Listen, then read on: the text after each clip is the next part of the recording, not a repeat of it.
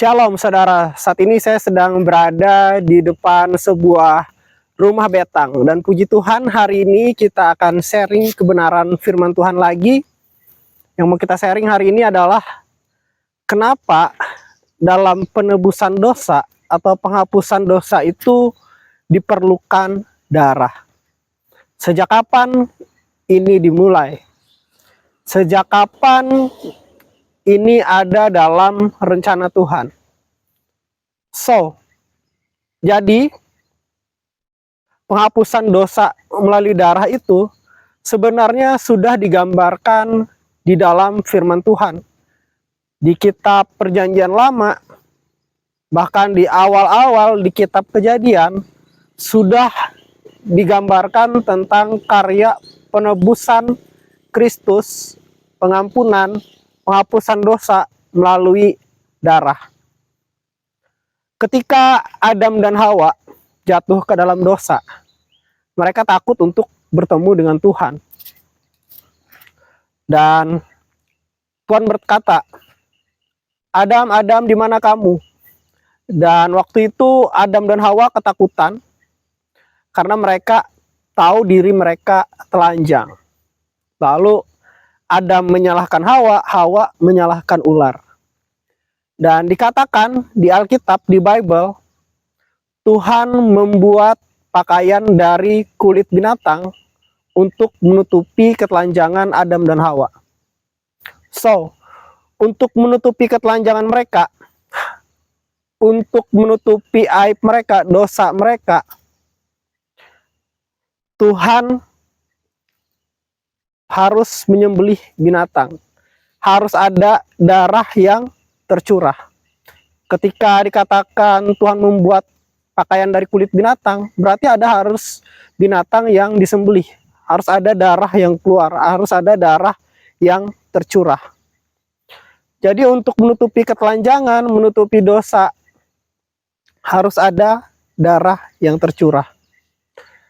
Kalau kita lihat di kitab Keluaran, ketika bangsa Israel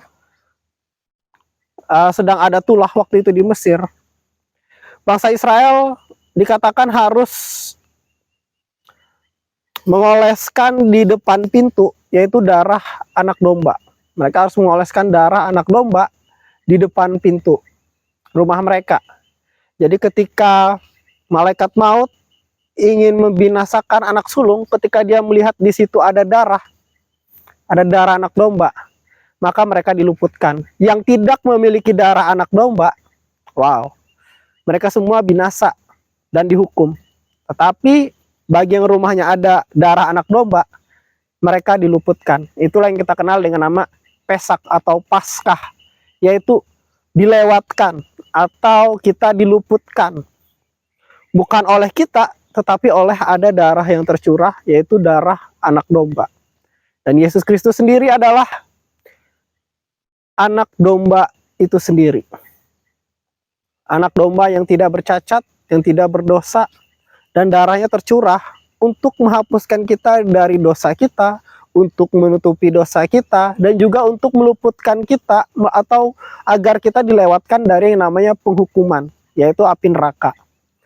Jadi keselamatan melalui pengorbanan darah, semuanya itu sudah dijelaskan di dalam Alkitab.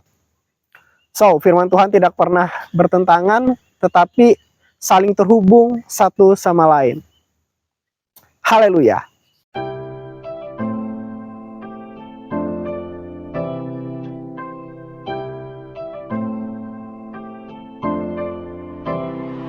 Channel Andre Thomas TV ini adalah proyeknya Tuhan, karena Tuhan yang memerintahkan, Tuhan yang menyuruh untuk membuat video pesan firman Tuhan di YouTube. Karena waktu itu ada seorang hamba Tuhan yang bernubuat untuk saya membuat atau membuat pesan firman Tuhan di YouTube, membagikan pesan firman Tuhan di YouTube dari apa yang saya pelajari, yang Tuhan taruh pada saya.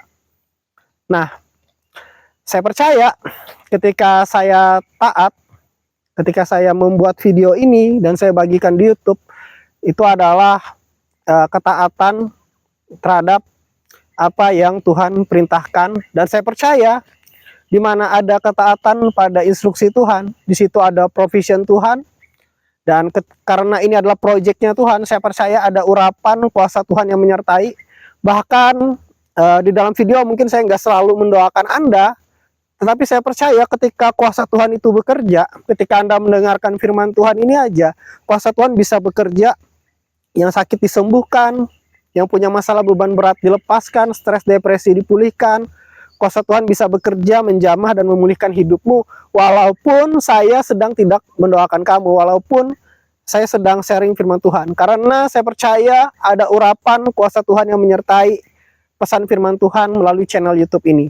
Dan kalau ada di antara saudara yang mengalami berkat Tuhan atau terberkati lewat channel ini, entah kalian terberkati secara pribadi, kalian disembuhkan, kalian terima mujizat, kalian mengalami Tuhan lewat channel YouTube ini, boleh tulis kesaksian kalian di komentar, atau kalian juga bisa kirim pesan ke email, Instagram, atau TikTok saya pribadi yang ada di deskripsi. Jadi bisa cek linknya di deskripsi dan kalian bisa bersaksi di situ.